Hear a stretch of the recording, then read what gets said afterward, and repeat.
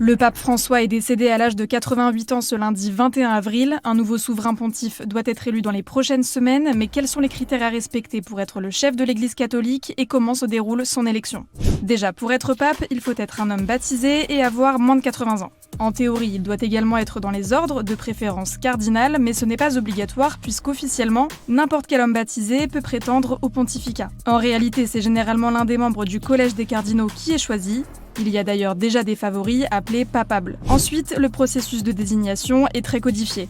Le futur pape est élu par un conclave qui se tient à la chapelle Sixtine au Vatican environ 15 à 20 jours après la mort du précédent.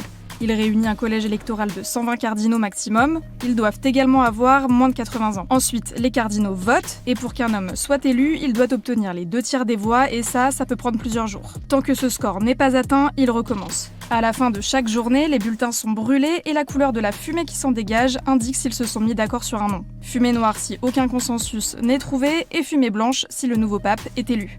Ensuite, le cardinal doyen pose 2 questions à l'élu. Acceptez-vous votre élection canonique comme souverain pontife? Et de quel nom voulez-vous être appelé? Une fois que l'élu répond et accepte, le conclave prend fin et les bulletins de vote sont brûlés. Le cardinal doyen prononce alors depuis le balcon de la basilique Saint-Pierre au Vatican: Habemus Papam, nous avons un pape.